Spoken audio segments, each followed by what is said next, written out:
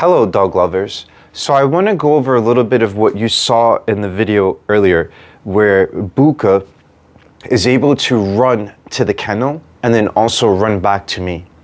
She's doing this because we created a love for the exercise. What do I mean by that? Buka found a major advantage when I used the clicker and I clicked. It was an announcement like a dinner bell. I click, I give Buka food if she came to me. Now, through repetitions, we're working in an existential food. So the only time Buka is gonna get any type of nourishment or food is if she responds to the clicker, she comes over to me and she eats from my hand. Doing that is building a recall and direct reward. But how do I get Buka to go into the kennel and to have a love for the kennel? Well, there are many ways, but I want to go over the way that I think is best. So we have the treat and train here, and when I press the button, it dispenses food. When I click, I condition the dog to fly to me to receive food from me directly. Now I can put the treat and train in a different area, and I can have the dog run to the treat and train, and that is running to a target. And the dog finds an advantage in doing so because when the tone goes off, food is dispensed, existential food. And I can fill this with a lot of yummy things. So the dog looks forward to running to the treat and train. Now we take it a level up. Once there's a love for the clicker that the dog can recall to me, and then I can hit the treat and train, and the dog will fly to the treat and train and eat. I have come to me and go to target. So in dog training, it's a lot of opposite behaviors that we're training. So now I put the treat and train, we'll say, inside of the kennel. And I have the doors off of the kennel. I recall Buka to me.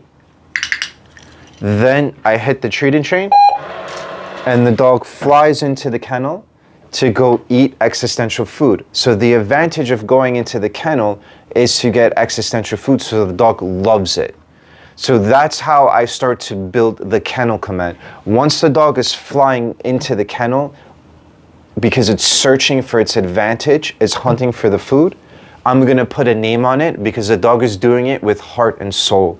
The dog loves to go to the kennel because there's an advantage. I created this for the dog. So this is a lot different from taking the dog and forcing the dog into the kennel and then closing the dog into the kennel and there's no advantage, there's no hope.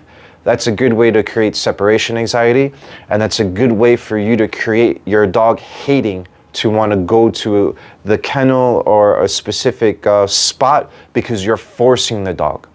In Nepopo, which is from Michael and Bart Bellin, they're the creators of it, they teach us to develop a love for the exercise first, and then when the dog loves to do it, then we put a name on it. So having the dog go to the kennel, I did it with an indirect reward. Having the dog fly to me for food, I did it with a direct reward. But quick question for you guys out there, dog lovers. How do I get the dog to love to stay in the kennel? Would I do that with direct reward, indirect reward? Would I use positive reinforcement or negative reinforcement? So I want to see you guys in the comment section answer this question. How do you develop a love for the dog to stay in the kennel? I just went over how I got the dog to fly to the kennel and fly to me, but I didn't go over how to make the dog stay in the kennel. So that's going to be for maybe a topic for the next episode. How do you develop a love for stay in your behavior? So this is Dog Trainer Rob, and see you guys in the next episode. So we're doing an example of environmental training. I have the kennel here. I also remove the doors.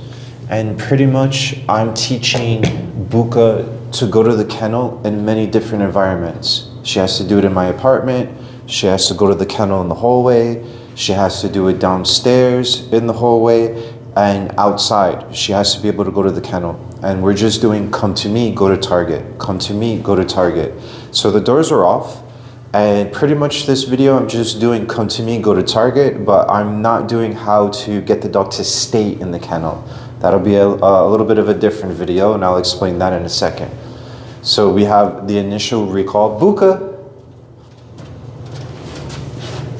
which is fly to me, because you may or may not get money, and then the house command, Kennel.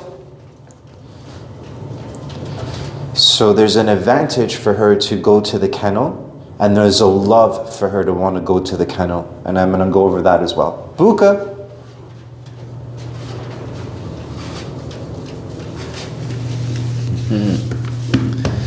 Kennel. Very simple. Anyone in the household can do this. Very, very simple.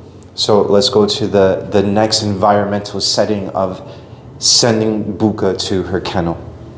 Kennel.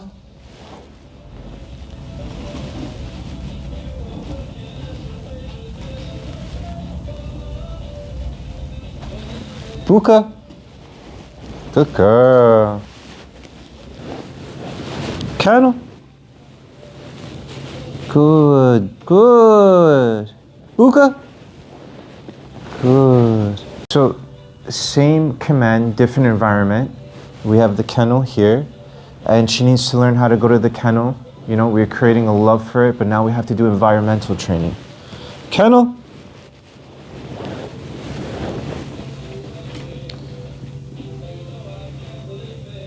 So the idea is for her to spend some time in there. Now I recall her, Buka. Yeah. Then we do leash pressure. So same command, a different environment. I am teaching Buka to come to me when I call her for the recall and to go back to her target. And this is how we do it, environmental training. You need a lot of repetitions. Buka. Oh, she comes to me. There goes the positive.